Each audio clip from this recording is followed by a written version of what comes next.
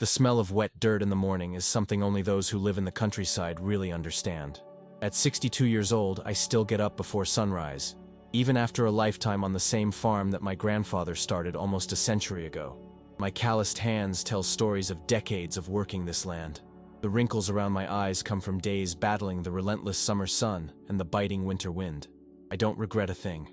My property is about a 20-minute drive from downtown Little Riverdale, a small town where everyone still knows each other by name.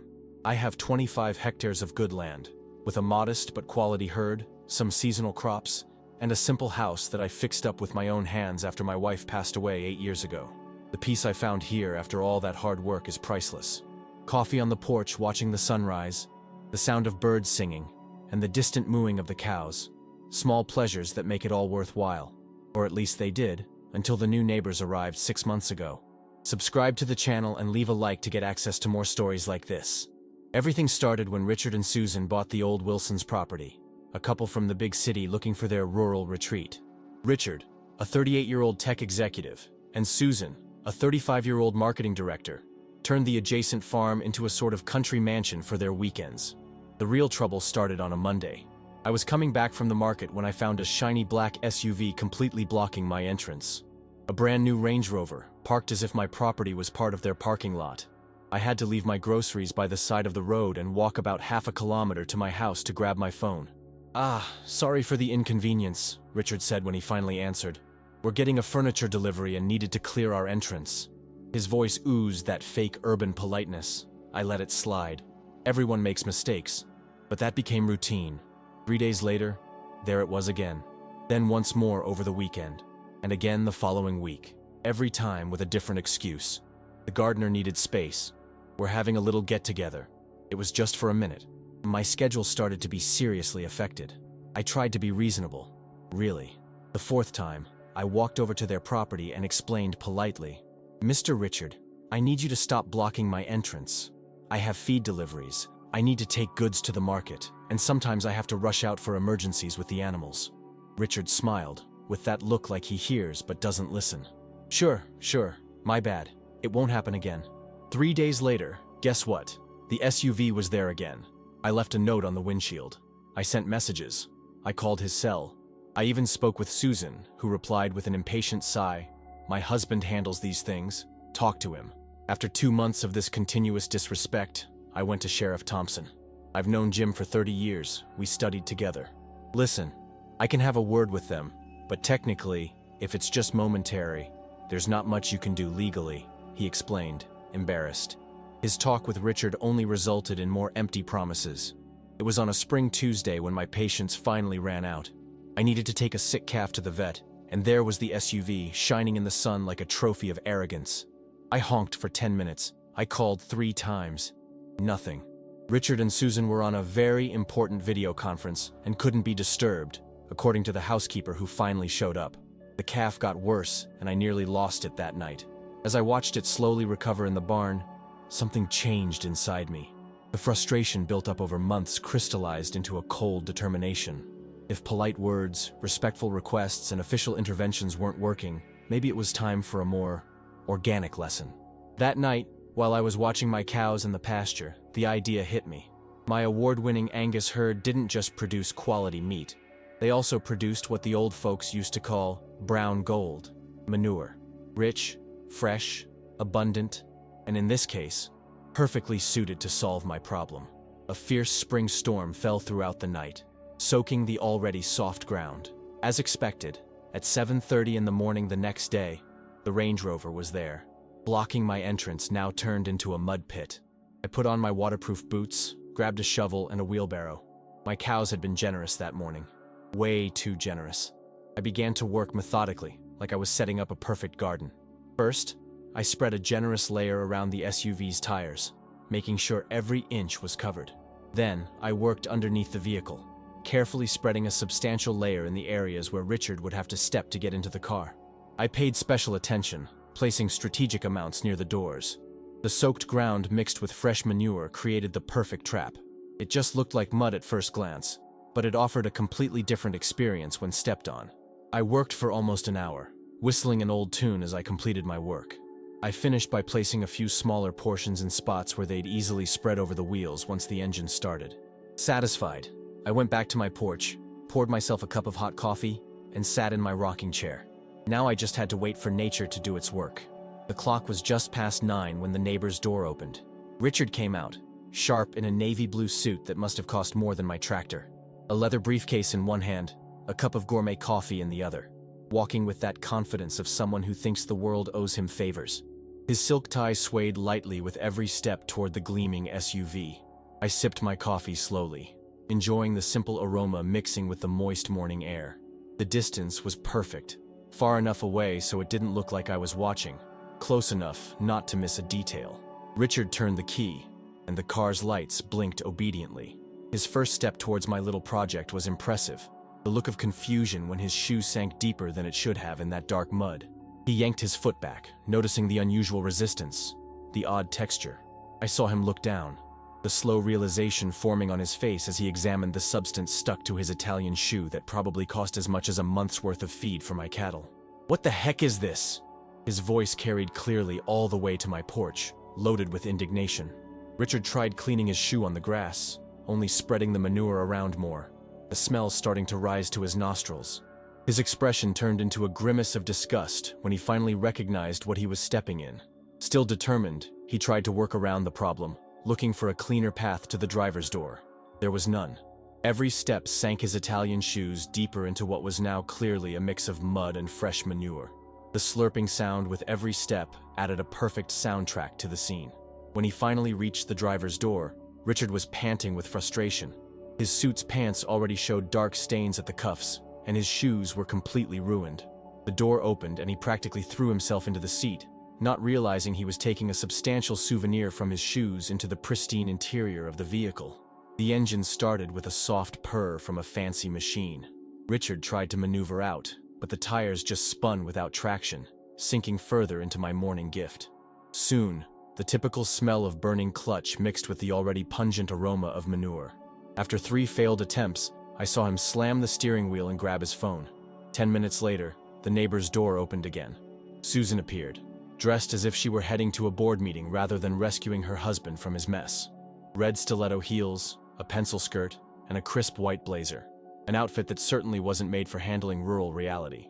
"Richard, I'm late for my video conference. What's going on?" she shouted as she approached, still unaware of the trap that awaited her designer shoes. From my porch, I watched Susan take her first confident step toward the SUV. Her heel sank completely into the dark mixture, causing her to lose her balance.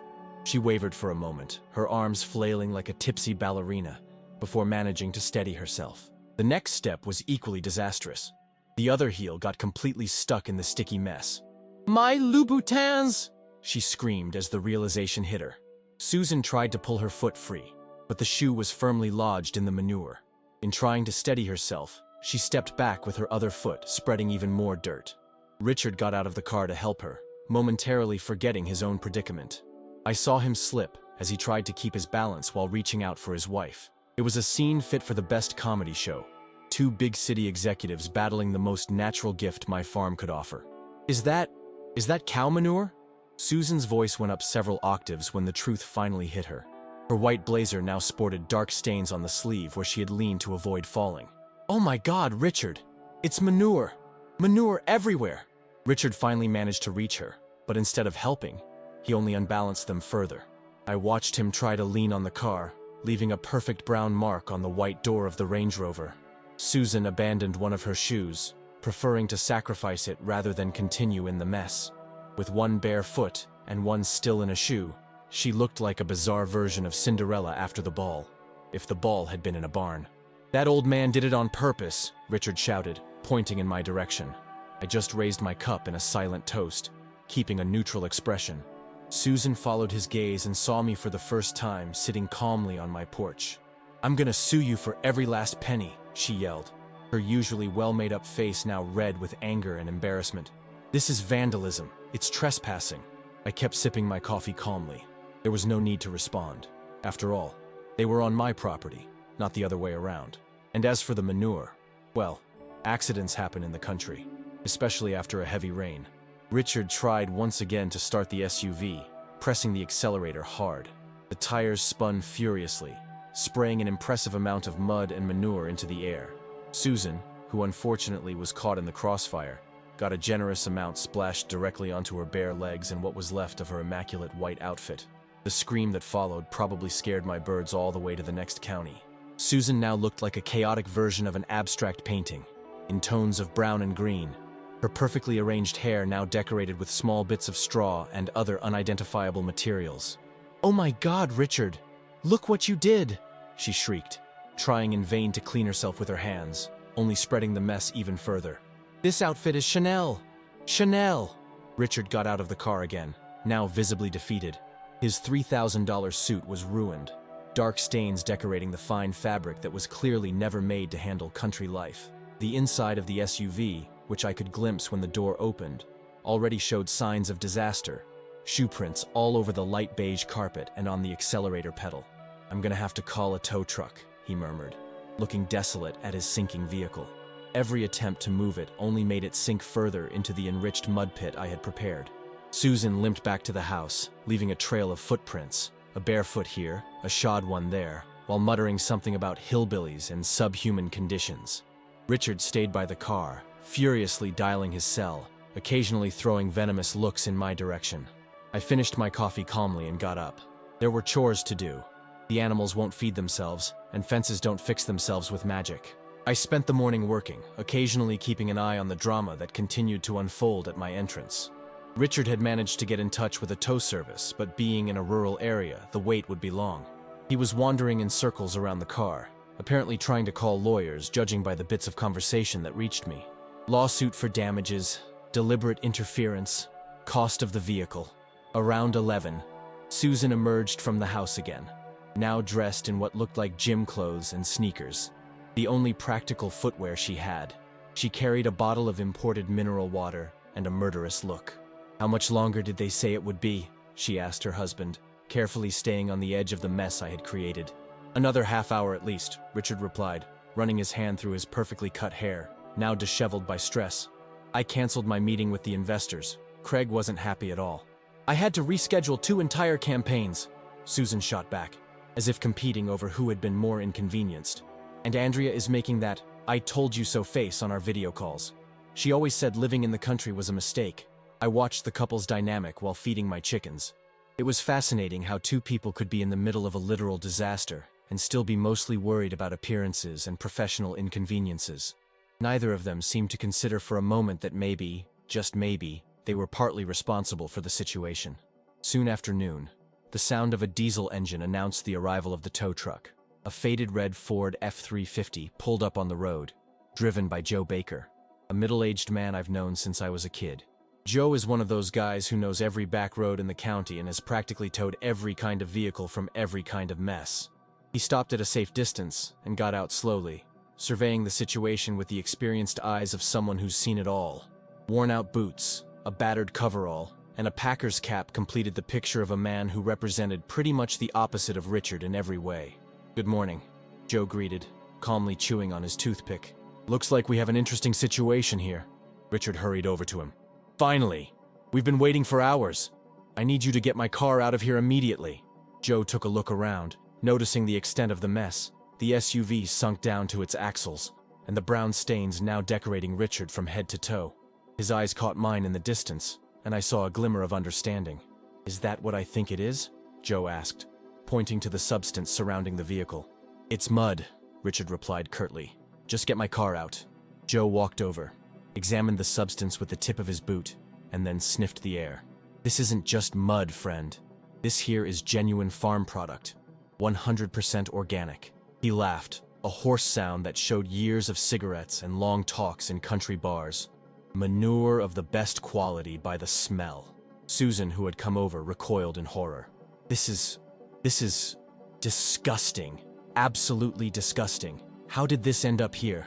Joe looked at her, then at me, and finally at the SUV clearly parked at the entrance to my property. "Well, ma'am, this happens when you park at the entrance of a cattle farm, especially after a heavy rain." His simple explanation was pure beauty. "It doesn't matter how it happened," Richard interrupted impatiently. "How much is it gonna cost to get my car out of here?" Joe scratched his chin, thoughtful. Well, this isn't a simple tow. We've got a luxury vehicle stuck in organic material. I'll need some specialized equipment so I don't damage the body. And given the state of the ground, it's going to be delicate work. He mentioned an amount that made Richard choke. That's robbery. It's the emergency price in a rural area, sir, Joe replied calmly. I can recommend another service if you'd prefer, but it'll probably be another 3 hours before they get here. Richard looked at his expensive watch, then his ruined suit, and finally at the SUV sinking further in the enriched mud pit. All right, he gave in, defeated. Just get this crap out of here. Joe nodded and started preparing his equipment. With efficient movements from someone who'd been doing this for decades, he positioned the tow truck and began extending the steel cables. While he worked, small comments slipped out. Nice SUV. Too bad you parked in a place like this. The cows around here are award-winning, aren't they? You can tell by the quality of what they produced. Each comment made Richard and Susan turn even redder, whether from embarrassment or anger, maybe both. The neighbors began noticing the commotion. Billy Thompson, the mailman, slowed his van as he passed by. Martha Wilkins, the retired teacher who walks every morning, completely stopped to watch, hand covering her mouth to hide a smile. Joe finally managed to attach the cables to the SUV's tow hooks. I'm gonna need you both to step back. This might get a little rough. Richard and Susan stepped back several paces, clearly anxious to keep as much distance as possible from the disaster. Joe got into his truck, started the engine, and began slowly pulling the SUV. What happened next was almost cinematic. With a slurping sound like a huge, slimy kiss, the SUV started to pull free from the sticky embrace of the mud. But as it emerged, a vacuum effect formed that, when finally broken, resulted in a spectacular explosion of mud and manure.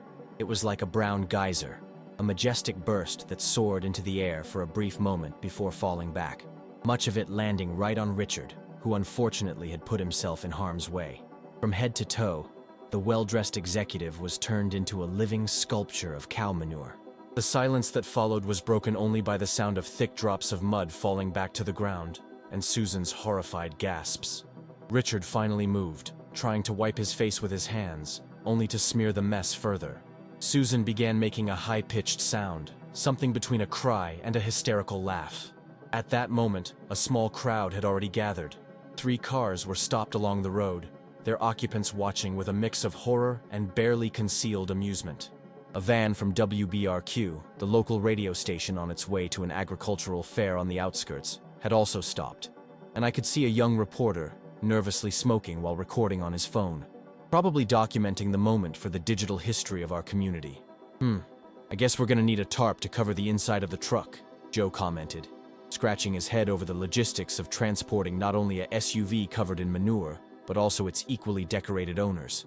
At last, the SUV was free of the mud, hanging on the back of Joe's tow truck like a mud-stained trophy of war. But the spectacle wasn't over. Richard, coated in manure from his expensive hair to his ruined Italian shoes, looked at his vehicle as if he were trying to process a natural disaster beyond belief. "My car," he murmured, his voice choked by humiliation. "My $60,000 car." Joe, always practical, had improvised a solution for transporting the owners. He threw an old tarp over the passenger seat of his truck. "You two can sit here. I'll take you to the mechanic in Riverdale. They've got an industrial car wash that might just handle the problem." Susan, still in shock, stared at her own hands as if they belonged to someone else.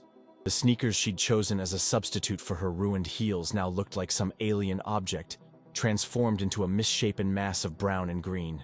"I can't go in there," she declared, pointing at the truck. Not like this." Her hair, which had once been neatly pulled into a professional bun, now hung in messy strands decorated with little souvenirs from my herd. "Well, ma'am," replied Joe with infinite patience, "your options are limited right now. I can take you now or you can wait for another tow. But I should warn you, not many services around here handle emergencies with this level of complexity." Richard swallowed hard, looking at the small crowd that continued to grow. Mailman Billy Thompson had parked his van completely and was discreetly taking photos with his phone. Martha Wilkins had been joined by her sister and brother-in-law who, coincidentally, happened to be passing by. And the local radio reporter was now animatedly talking on the phone, gesturing to the sound technician fussing with equipment in the van. "Let's get out of here," Richard finally decided, pulling Susan by the arm. "The sooner we leave, the better." The couple clumsily made their way to the truck, leaving a trail of brown footprints on the asphalt. Every step made a wet, unpleasant sound, as if they were wearing shoes made of soaked sponges. Richard helped Susan up first, then squeezed next to her on the narrow seat. Joe gave one last glance at the scene. The SUV covered in mud, the couple who looked like they had dived into a swamp, and the small crowd enjoying the free morning entertainment, and shook his head slowly. "Interesting day," he commented, looking in my direction. I returned the look with a discreet nod from my porch, where I remained seated like a privileged spectator in this piece of country theater. The tow truck's engine roared, and the vehicle began to move slowly. But the drama still had one final act. As we passed the entrance to my property, the suspended SUV swayed violently, shedding large clumps of semi-dry mud that rained down like a brown shower on the road. One of those clumps, a particularly impressive mass, hit the truck's windshield square in, momentarily obscuring Joe's view. The vehicle took a sharp turn, and I saw Richard and Susan clinging desperately to the seat as the SUV swung about like a grotesque pendulum behind them. Joe managed to control the truck quickly, but not before another round of mud was flung in all directions, including on the nearest onlookers. A collective cry of surprise and disgust came from the small crowd, followed by nervous laughter and assorted exclamations. Billy Thompson, who had gotten too close trying to capture the perfect moment on his phone, got a generous splash right on his postal uniform. His look of sheer shock quickly turned into a resigned laugh as he wiped his glasses on the clean parts of his shirt. "Well, this is going to be one heck of a story for Joe's Diner tonight," Martha Wilkins commented loud enough for everyone to hear, prompting another round of laughter. The truck finally straightened out and picked up speed, taking the SUV and its humiliated owners with it. I kept watching until they disappeared around the curve, feeling a strange mix of satisfaction and relief. Poetic justice had been served, literally, in the most natural way possible. The local radio reporter, a young enthusiast named Danny whom I vaguely knew from church, hesitantly approached my porch after the truck left. He kept a respectful distance, clearly unsure if I'd be open to questions. "Mr. Miller," he began, using his microphone like a shield, "could you comment on that unusual incident we just witnessed?" I adjusted my hat and replied with the calm of someone talking about the weather. "Accidents happen in the country, son. Especially when people park where they shouldn't. Nature has its own way of teaching lessons." Danny nodded, trying to sound professional, but a smile escaped at the corner of his mouth. "And the, materials involved in the incident?" "Top-notch organic fertilizer," I replied, standing up from my rocking chair. "Locally produced by my award-winning herd. Sustainable, natural, and as we saw today, extremely effective for certain problems." That response drew barely contained laughter from the remaining onlookers. Danny thanked me and went back to his van, probably already imagining the headlines of the day. I returned to my chores, feeling that the message had been delivered not only to Richard and Susan but to the entire community. Throughout the day, neighbors passed by chance, on my property. Jeffrey from the market showed up with the excuse of delivering eggs I supposedly had forgotten, even though I have my own chickens. The Peterson family slowed down their tractor as they passed, waving enthusiastically. Even Reverend Martin found time for a pastoral visit that mostly consisted of holding back laughter while asking about my well-being. At night, my landline, an object I rarely use, rang incessantly. Old friends, distant relatives, even Sheriff Thompson called, officially checking in to see if there was any disturbance on the property, but really to hear my version of the events. The day had started with an annoying problem and ended as a local legend in the making. Sitting on my porch with a cheap whiskey, watching the sunset over the fields, I reflected on how sometimes the simplest solutions are the most effective. My father used to say that, on a farm, every problem has a natural solution. Those words had never been more true. The following days unfolded like a fascinating series of repercussions. The story of the manure incident, as it was quickly dubbed, spread through the community, at the speed only small towns can manage. At the local market, in the pharmacy, even at Sunday Mass. It was the main subject, told and retold with ever more elaborate embellishments. Early the next morning I got an unexpected phone call. It was Joe, the tow truck driver. "Mr. Miller," he said, barely containing his laughter, "I thought you'd like to know. Your neighbor had to pay $4,000 for a complete cleaning of the car. They had to dismantle part of the interior. And even then, according to Mike at the shop, that characteristic smell is probably going to linger for a few months." I thanked him for the information, and Joe added more seriously, "You know, In 30 years of towing around this area, I've never seen anyone block a farm entrance like that over and over. Some city folk just don't understand how things work around here. 3 days after the incident, I noticed an interesting change. A service truck had parked on Richard and Susan's property. Workers had started installing something at their entrance. Watching with my binoculars, I identified what they were building: an expanded side parking area with room for at least 3 extra cars. For almost a week, I didn't see any sign of the Range Rover or its owners. When the SUV finally reappeared, it was noticeably duller than before, as if an intensive cleaning had removed part of its original shine. More importantly, it never showed up, not once, blocking my entrance again. The changes went beyond just physical appearance. One Saturday, about 2 weeks after the incident, I ran into Susan at the local market. She was buying organic products from the vegetable section when our eyes met. The instant recognition was followed by an intense blush taking over her face. Without saying a word, she abandoned her half-filled shopping basket and hurried out of the store, leaving behind a perplexed cashier. The following month, the community held its traditional Harvest Festival, an event that has brought local families together for generations. Richard and Susan, who used to show up at community events in extravagant clothes and with condescending attitudes, were notably absent. When I mentioned this to Martha Wilkins during the pie auction, she smiled knowingly. "I heard they now spend their weekends at their place in town," she commented, adjusting her glasses. Apparently, Susan developed a sudden rural allergy, especially to certain countryside fragrances. Autumn arrived with its vibrant colors, turning the landscape into shades of red and gold.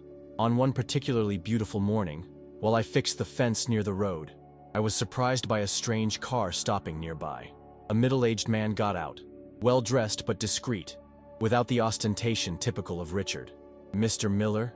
he asked, approaching the fence cautiously. "My name is Harold Donovan. I bought the neighboring property last week." I raised my eyebrows, surprised. "The Reynolds sold?" "Yes, sir," Harold confirmed. Apparently, they decided that country life wasn't compatible with their lifestyle. There was a knowing gleam in his eyes, as if he was well aware of the famous incident. Harold turned out to be a completely different type of neighbor. In his first few days, he installed automatic gates on his property to avoid any conflicts with entrances or parking. When he needed to bring in contractors, he always gave them clear instructions on where they could or couldn't park. One quiet afternoon, a few months later, I received another unexpected visit. Sheriff Thompson pulled his patrol car up at my entrance, carefully parking by the side of the road, I noted with approval. "Jim," I greeted him, offering a cup of coffee that he accepted readily. "What brings a lawman to my humble property?" He took a sip of coffee, clearly enjoying the strong flavor. "Officially, nothing. I'm just out on my rounds." He paused. "Unofficially, I thought you'd like to know that Richard Reynolds filed a formal complaint against you. He's claiming intentional damage to his property." I kept my expression neutral, waiting for him to continue. Jim smiled behind his coffee cup. "I shelved the case due to lack of evidence. After all, it was basically a natural accident after a heavy rain, right on your private property where the vehicle was parked without permission." He winked. And interestingly, all the potential witnesses present that day seemed to have very selective memories about the exact details. I thanked him with a nod, and we chatted about other things: the early frost forecast, the local football team, the price of corn. As Jim was leaving, he stopped and turned back. "You know, my granddad used to say that the best fence between neighbors isn't made of wire, but of mutual respect." He tipped his hat in farewell. "Looks like you built one fine fence, Miller." With winter's arrival, the story gradually lost its immediate novelty, but not its impact. It became part of local folklore, a narrative that would be told for years, probably gaining fictional elements with every new telling. At Joe's Diner, the most popular breakfast was renamed the Farmer's Special: eggs with hash browns and a generous portion of brown sausages. True rural humor at its finest. One December morning, while I was feeding the cattle, I saw Harold, my new neighbor, working on his fence. We exchanged nods, that kind of silent communication that countrymen prefer. Later that day, he came to my door carrying a decent bottle of whiskey. "I thought we could celebrate good neighborliness," he explained, handing me the bottle. "And maybe you could tell me your version of that story everyone in town seems to know." We sat on the porch despite the cold, wrapped in heavy blankets, sharing whiskey and stories as the sun set over the frost-covered fields. I told him the events of that spring day, without exaggerations or frills. The truth was satisfying enough on its own. "You know," said Harold after listening intently. I spent nearly 3 decades in corporate law in Chicago. I've seen all kinds of disputes, million-dollar lawsuits, complex mediations. He swirled his amber whiskey in the glass. But I've never seen a conflict resolved as elegantly simple and effectively as this. I smiled, watching my cows grazing peacefully in the distance. Sometimes the best solutions come straight from nature. Subscribe to the channel and leave a like to get access to more stories like this. When spring returned, marking a full year since the incident, I reflected on how something so unpleasant had, ironically, brought so much peace to my everyday life. Richard and Susan eventually put their property up for sale, appearing only rarely to check on it, always on days of absolutely dry weather, I noted with amusement. Harold Donovan proved to be precisely the kind of neighbor every rural property deserves. Respectful, self-sufficient, and perfectly understanding of the unspoken rules of country life. One afternoon while I was working in the barn, my prized bull, Ferdinand, let out a deep bellow beside me, as if sharing some important bovine thought. "You're right, buddy," I replied, patting his powerful flank. "Sometimes people need to step in manure to learn to watch where they're going." Ferdinand swung his tail in apparent agreement, and I went back to work, content with the simplicity of rural justice and the lasting effectiveness of a perfectly natural solution to a man-made problem.